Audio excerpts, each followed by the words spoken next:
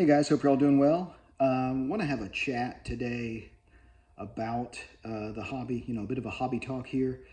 As most, if not all of you know, PSA has suspended, accepting value submissions.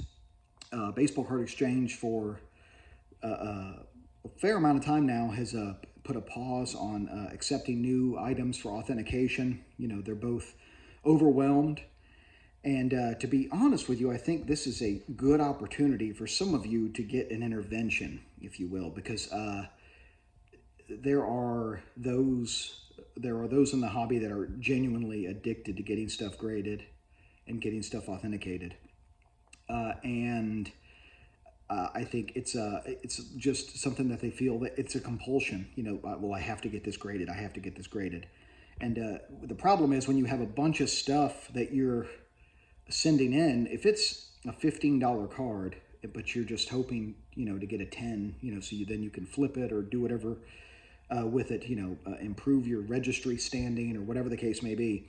If you're sending in a whole bunch of low quality items, this is how we got in the situation in the first place. The reason Baseball Card Exchange has a backlog isn't because people are sending them too much 1975 top cello boxes to authenticate. It's because people keep sending them 88 Donruss, 87 tops, 89 Donruss, stuff like that, that does not, in many, many circumstances, most of the time, it does not need to be authenticated.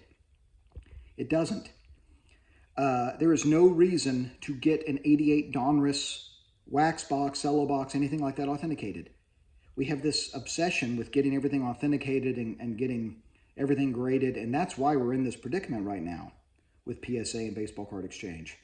Steve Hart's one man, and if he's got 17 cases of 89 tops, rack boxes to authenticate, the stuff that truly needs to be authenticated is pushed. It's on the back burner, right? It's on the back burner, and people need to ask themselves before they send something in to get graded, before they send something to Steve Hart, is this actually something that needs to be authenticated? Is this something that actually needs to be graded? Why does this need to be graded?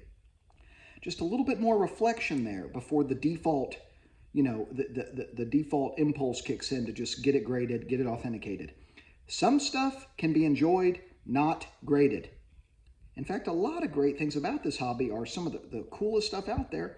It isn't even possible to get graded, right? Look, think about how much cool memorabilia there is out there, right? But this obsession has just led to this backlog, and good, it's an intervention.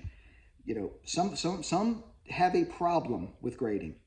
And my friend Michael, who's a subscriber, one of my best subscribers, he called it an addiction. And I thought about that for a while, and that's part of what inspired this video.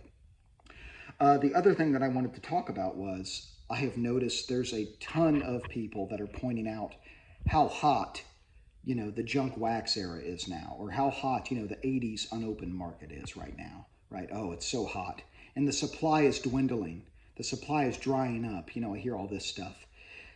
9 times out of 10, the people that are telling you that the supply is drying up are people trying to sell you items. That is not a coincidence. Are boxes being ripped? Yes. Is there less 1980, mid-80s unopened than ever before? Yes. Will there continue to be less over time? Yes.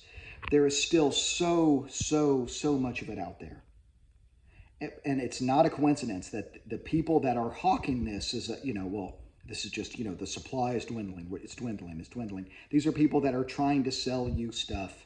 They're trying to create this fear of missing out. If you don't buy it now, it's going to go up in the future. Or if you don't buy it now, then there'll be no more of it. I promise you, a decade from now, there will still be 84 Donruss wax packs, okay? There will still be 84 Donruss wax packs. There'll still be, think about how many cases of even older unopened material. And Fritsch, Larry Fritsch Cards is very smart about this. They don't publicly reveal how much is in their warehouse. How many, boxes of 1979 Topps baseball rack packs does Larry Fritsch Cards have? Probably a ton. There's still a lot of this out there. So don't let this, yes, is the market strong right now? Yes, but the supply is just fine with a lot of this stuff. Now, when you get back into the mid 70s and earlier, yes, no, there's absolutely less and less of this stuff, and it is very pricey and it's very desirable. Don't overpay. Use your judgment when you're trying to pursue items that are still out there in abundance, and you don't have to buy into the hype with these carnival barkers who are hyping the market, and they're creating fear of missing out. It's very strategic. I think it's very strategic. So those are my thoughts on this. Please let me know your thoughts below in the comments. Hope you all have a great rest of the week. Keep collecting vintage and open baseball, everybody.